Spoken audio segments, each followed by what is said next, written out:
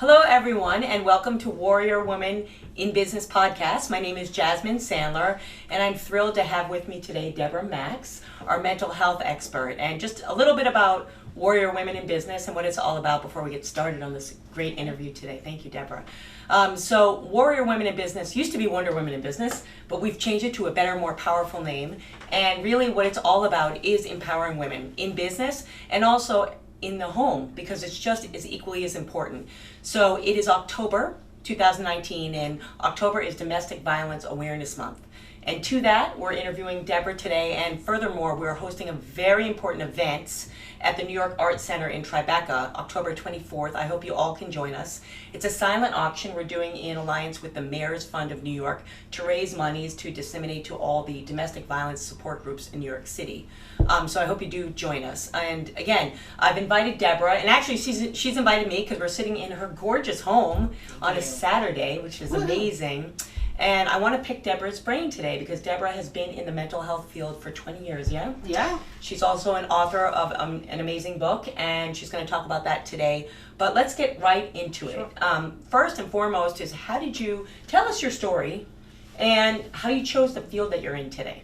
When people ask me how I entered the field or what got me into mental health, I usually say it was by mistake. It was circumstances that led me, and I think most people can say that about almost anything and what we do. I was a recipient of mental health services from the time I was really young. So I experienced a lot of the good, the bad, the ugly that mental health system has to offer. And, you know, as I bettered myself and got further along in my own recovery, I learned about different advocacy organizations for certain things. A lot of it had to do with revamping the mental health system. So that was on more of a macro level, but on a micro level, I was involved in some support groups and other forums where you can really provide one-on-one support. And sometimes I felt like you made more change on that micro level. Sometimes the advocacy work can be a little bit frustrating. So that's a roundabout way of saying that I went from patient to advocate, and now in my current role, I'm assessing patients that are in acute psychiatric crisis. So, yeah. And you're in, so talk about where you are now and your, you know, your affiliations, the hospital you work with, and a little bit about what you do on a day-to-day basis. No problem. So I'm doing two exciting things right now, and kind of they both feed different needs that I have. My day job, if you want to call it that, is working at Christ Hospital in Jersey City. It's an urban hospital, relatively small, all things being equal. But my job is specifically to work with any patient that comes in with a psychiatric complaint. A lot of the patients that come in are brought by the local police, sometimes secondary to domestic situations, arguments, fights, what have you. My job is to assess them for safety and either recommend psychiatric admission or refer them to outpatient services. I'm also assessing patients for detox admission because we have an acute care detox unit. Really it's a drop in the bucket with regard to the opiate epidemic. However, we are able to provide much needed opiate detox on our unit. Wow. So that's my day job. I'm able to get my fix for attention and public speaking because I like them both. By doing DBT skills training. So I'm kind of meeting. So what's DBT needs for the people that don't know? DBT is dialectical behavioral skills training. It's a cognitive model for people that suffer with various ailments, i.e. depression, self-injury. It was used primarily for folks that had borderline personality disorder, which unfortunately there's a huge gender bias with that diagnosis as well. But what we found over the years is it has many applications. It's very, very concrete. It's really wonderful for, you know, folks in criminal justice settings because it is behavioral. It's been helpful for people that struggle with self-injury.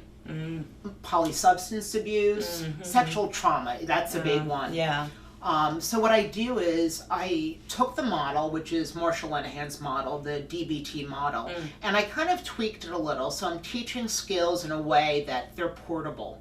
So I'm teaching mental health clinicians these skills so that A, they learn them so they can care for themselves. Then they're able to model them for their clients, etc. And then it goes round and round and round. So I'm a big fan of the whole self-care thing and really taking care of yourself so you can be good for the people you're working with. Well, you know what you said, well, thank you for, you know, Sure. not only illustrating that, but defining it, because a lot of people don't know what it's like on the inside of the mental health system. I think a lot of people just don't even know. But what you said, what was interesting is something that we've been talking about this month, kind of in general at our events and, you know, just conversations I'm having with people. We're supporting the Mayor's Fund and, you know, their end gender-based and domestic violence. And one of the conversations that we're having and where we're going to be talking about on October 24th is the nature of abuse, sexual abuse, verbal abuse when it comes to domestic violence, and how that perpetuates beyond one person. You know what I mean? So I like that you were talking about the fact that you are you're basically training a behavior that can be modeled, right? Correct. And drive positivity. So that being said, I guess my question to you is the cases that you see that come in, whether they're sexual abuse or domestic violence, you know, one important thing that I'd like to understand is how much of it is physical versus mental? Like, what's the weight of the difference? Do you know what I mean? Like, in terms of the effect. I have to think about that one for a second. Oh, sure. So, are you asking me which you think is the more significant problem that I'm seeing? Or Yeah, good question. Sorry about that. It was pretty it's vague. okay. It's okay. So, no, not only which is more significant, but I think furthermore, the secondary question would be, what has more impact, right? So, you know, there's this whole argument with domestic violence that, you know, it's what's physical and what can be seen. But then there's this whole other argument that no, it's the mental impact. And so I know you're on the mental side, but you're also working in a situation where you're seeing the physical impact as well. Yeah. So I'm just wondering what you think in the long term, if you have a case where someone's been abused physically, you know, how long does it take for them to get over the physical impact versus the longevity of the mental impact? Do you know what I mean? I understand. Well, Yeah. I mean, I think we can look at it. You know, our bodies will heal over time, but the emotional and mental well-being of someone is a little bit different because it's not something you can see. It might not be as tangible as the physical signs. But one of the things that I've seen in the field, and one of the things that I've encountered myself is, and this is an unfortunate thing we have in the mental health field, we have a lot of folks, including myself, who have backgrounds of significant trauma. Okay? Yeah. Secondary to sexual abuse or institutional abuse. What happens is they come into the mental health system trying to access care for services, but in many ways the system itself is re-traumatizing. And really, in addition to the pre-existing trauma, a lot of the practices of the mental health field are even more traumatizing. Everything from the administration of medication via IM to 4-point restraints, which, quite frankly, It's still a thing. it's still a thing. It's very much Isn't a that thing. archaic? Yes, and I have to say, I was. It seems like it would be in a film and not in our No. 2019 hospitals, It's right? unfortunately very real. I actually carry a restraint key, and I was told I had to. That the expectation is if a patient requires restraints, I'm to assist with the process. To which I said, "That's nice. I may use the key, but it will be to unlock the restraints." Good for you. So. Good for you.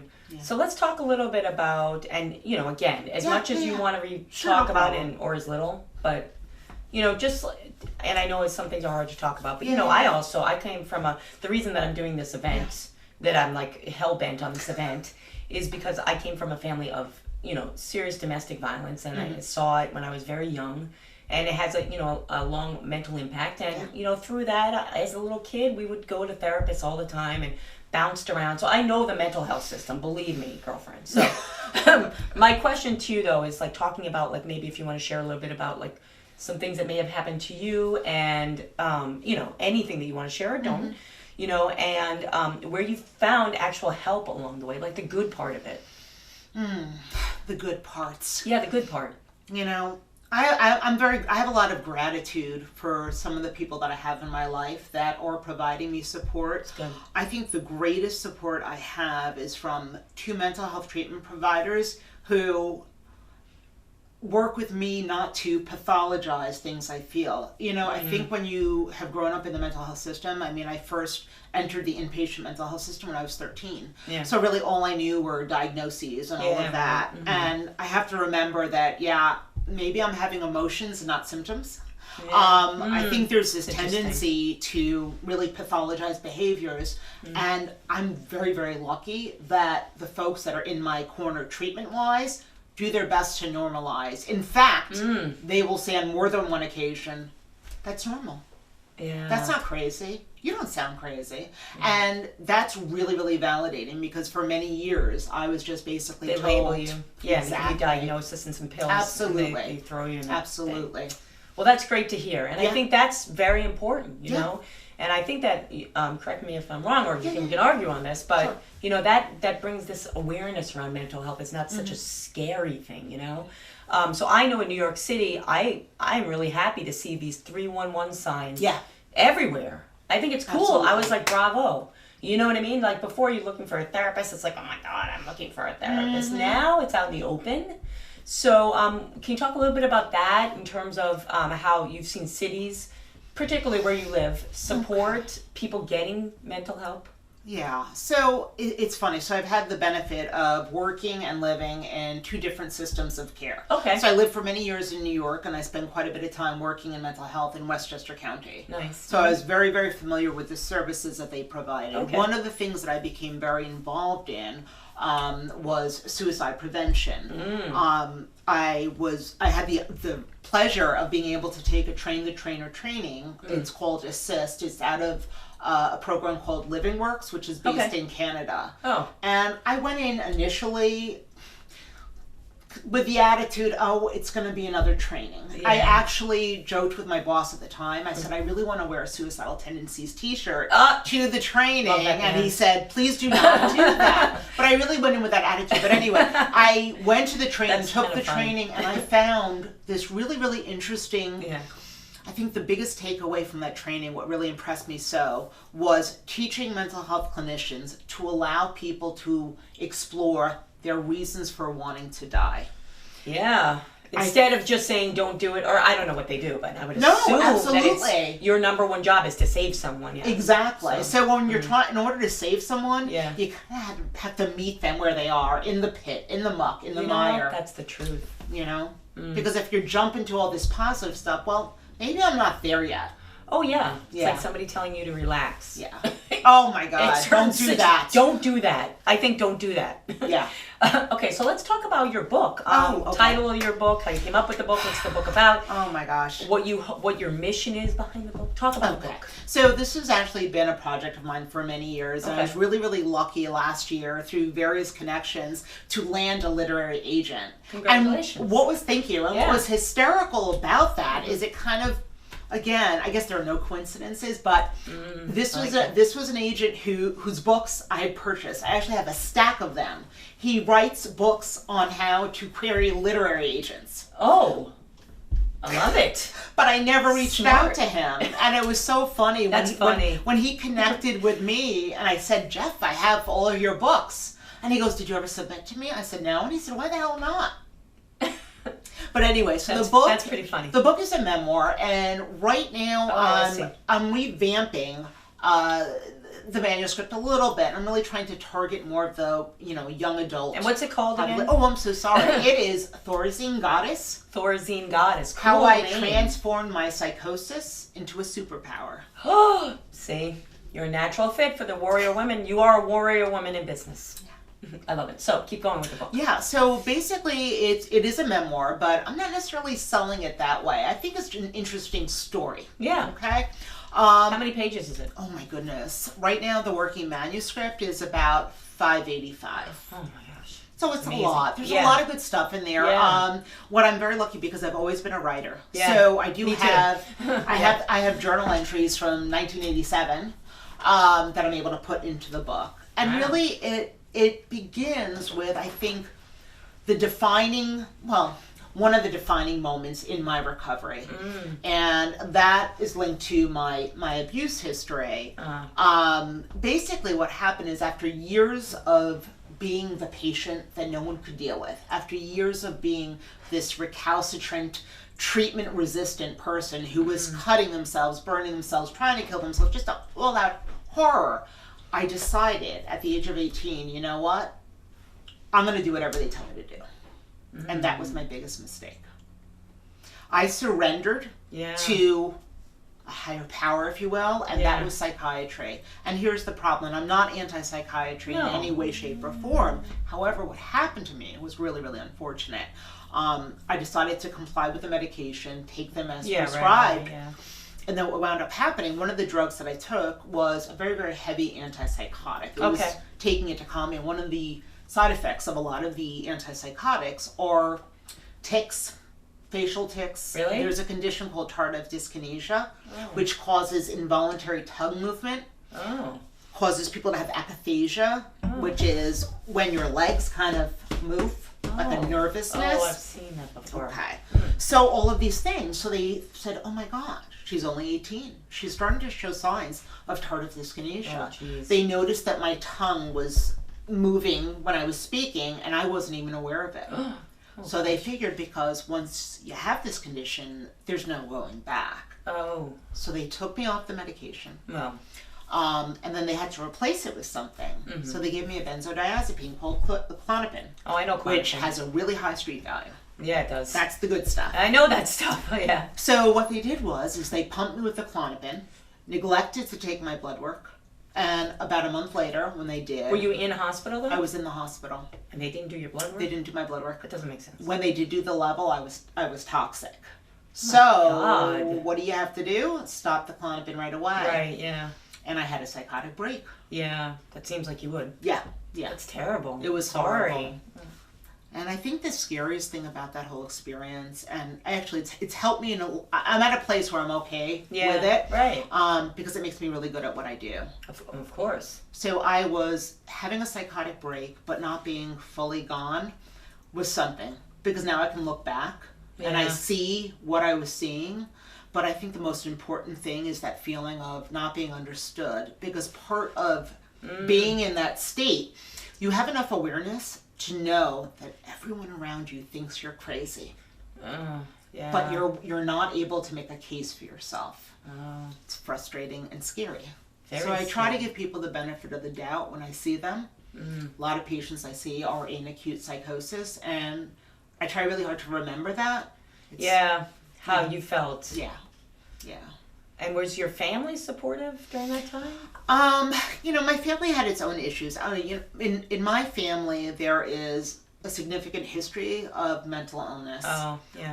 My paternal grandfather, he committed suicide before I was born, and my dad, it's still questionable. He died when I was 4. It's not clear if it was suicide or not. But bipolar disorder runs rampant in my family. Wow, you're like the banner flag of strength for your family. Because, it starts somewhere. It starts with a family, you know? So it's really great. So, thank you, honestly, for sharing. Oh, sure, no problem. Very personal.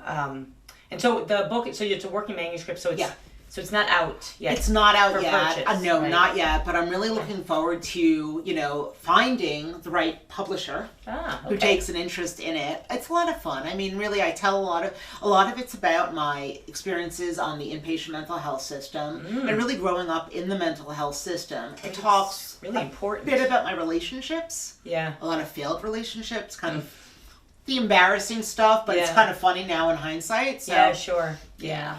So. Okay. Yeah. Well, we look forward to definitely seeing that come out. So do I. Next time you'll be on here as a published author. Oh, I hope so. How's that? I would love it. Yeah, we have to give it a date. That's how things happen. Okay. So now, Warrior Women in Business. Oh boy. I saw your Wonder Women all over in your office. Oh, yeah. Gorgeous. So a warrior woman, how would you define a warrior woman? A woman who's strong throughout anything she faces. When we talk about that, how would you modernize that? How would you see a woman today with all the things that we have to do now? We're pretty much equal with men now, having to work and do everything else. So to you, what does that mean? It's funny, with, the memoir Thorazine Goddess, there's there is an aspect of that has to do with being a strong woman, a warrior. I think for me, a lot of my strength came from questioning things around me. I don't think anger is necessarily a bad thing. I think sometimes you need it. I think anger for me really, really pushed me forward to kind of advocate for myself. I mean, I'm not saying that's the best place to be coming from, but I think a little bit of passion really goes a long way. People need to be okay with getting angry. I don't think that's necessarily a bad thing. I know that I get angry a lot of times with some of my patients who are just, kind of resigned to things just being the way they are. And I think that's really, really dangerous, be it in an abusive relationship, an abusive household. Absolutely. I think you get so used to your surroundings, you don't realize there can be something else. And for me, getting angry about it really helped me to start moving forward. I'm not saying that works for everyone. No. I was going to say that I think that that's a superpower kind of signal to anyone. Yeah. That anger is telling you something. To leave a relationship or to leave an environment or to leave a job or to leave a career. So I don't necessarily think it's a bad thing. And I think if you mask that, then you never really fully realize your potential as a person. I think we have to be more aware of our spidey sense, okay? Being aware of what makes, if something makes the hairs on the back of your neck go up, if you get that feeling, go with your gut. Yeah. I think that a lot of us have been invalidated for so long. So if we're told, you don't know what you're talking about. Okay, fine. But I'm in a place now, and I work in an emergency room. I deal with misogyny on a daily basis. Yeah, I come from a family of doctors. And my father, the one that caused all the problems, he was one of those men and male doctors in the emergency room. So I know that type of person. And not easy to deal with. No, absolutely not. At all, because it seems like you would have to constantly be proving your worth in that, which you shouldn't have to. I gotta be honest. With some of the doctors in the ER, and I'm thinking about today in particular, I bullied them. Good for you. Bully them. Because you know what, they're probably not used to it. But you know what's really funny, and I really relish this though, because it's really funny. So after so many years of being victimized by the medical profession and psychiatry too, I'm now in a position where I literally have ER doctors saying, Deb, what should I do with this patient? Oh. Yeah. That's good. Shoes so on the foot. Now you're being looked up to.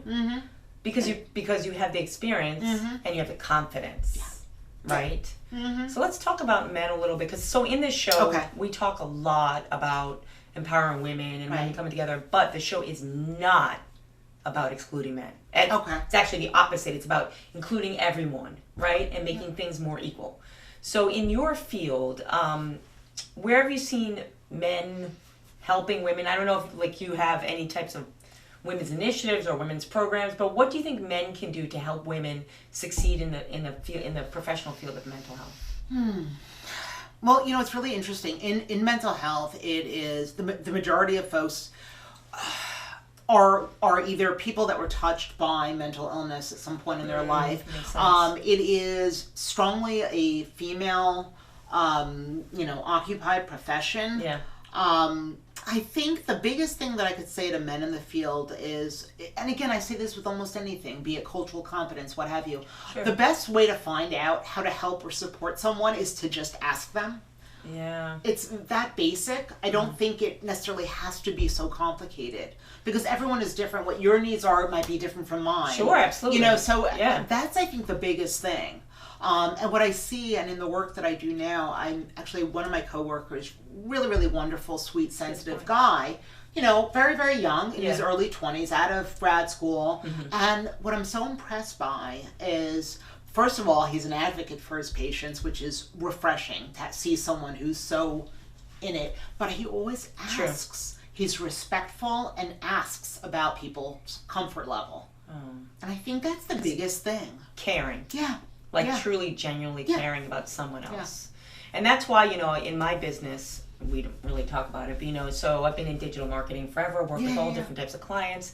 And I always think about, who are my best clients? And most of them are in the healthcare field. To me, because they generally care. And I think Right. if we can bring that across to other businesses and industries, it would be so nice. We just personally have a better world. Oh, most definitely. Most definitely. We're back, Warrior Women in Business, talking here with Deborah Max about mental health, and we're talking about domestic violence in support of Domestic Violence Awareness Month.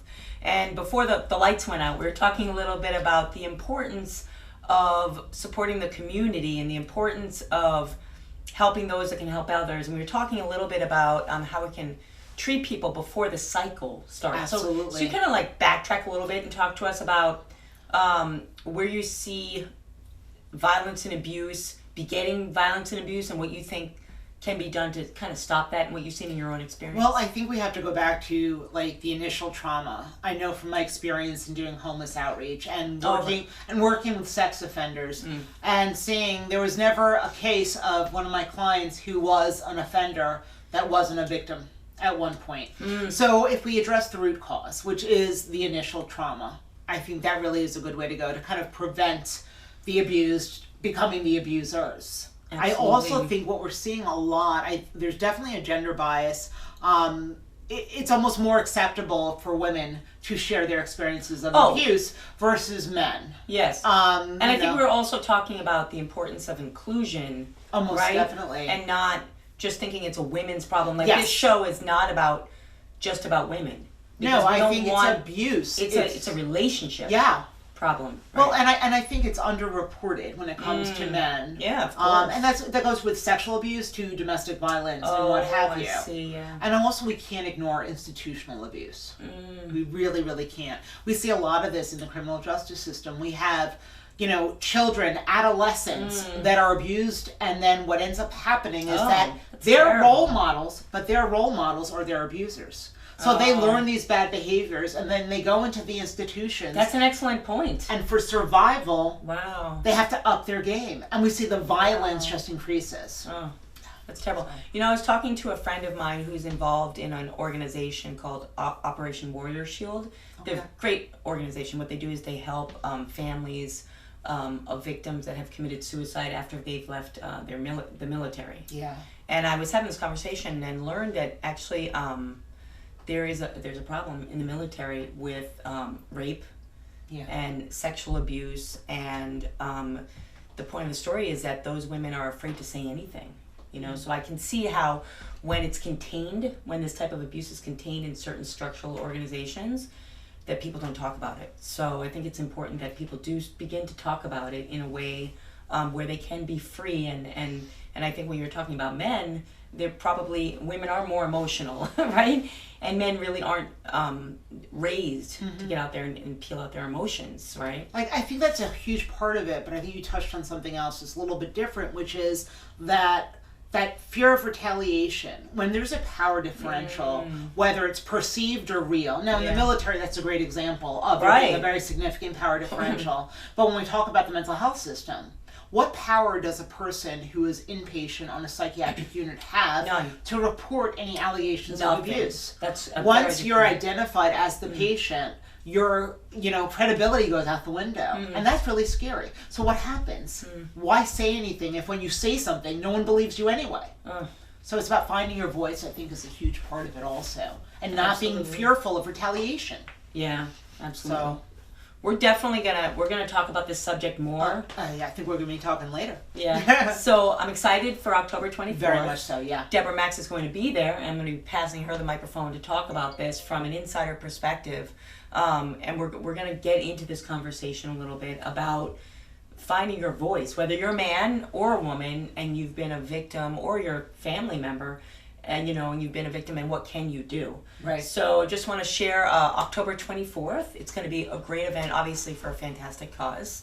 And hopefully everyone will come and attend or support it if you have something to contribute to our silent auction. It's at the New York Art Center, October 24th from 6 to 9 p.m. in Tribeca. And so we're having support from the artists actually at the gallery, which is amazing. 20 unique pieces, all gifted to the silent auction. And we're raising, all the funds go to something called the Mayor's Fund, which takes all the monies and disseminates that money equally through to domestic violence support groups in New York City. But for me, that's a good part of it. But I think the more important piece of it is actually having that conversation, having the education on that day and building awareness. And like Deborah and I were talking about today, it's really important for others to share that. Otherwise, like you said, it just kind of stops at the victim, and we don't want that to happen. So if you're interested in attending, meeting Deborah and I on October 24th at the Warrior Women in Business Silent Auction event, please visit us on Facebook. It's Warrior Women in Business WWIB on Facebook, easiest way to get your tickets. And I want to thank you so much for being on today. So again, thank you, Deborah, so much for being on the show. And I'm sure people want to get in touch with you. So can you share your website and how people can get in touch with you, please? The best way for people to get in touch with me is through either my website, which is deborahmax.com. That's DeborahMax.com, or Deborah@deborahmax.com. I promise I always respond to emails. I'm just not on social media. And that's okay. Yeah.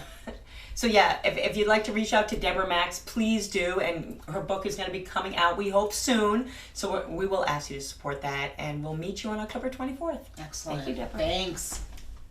All right.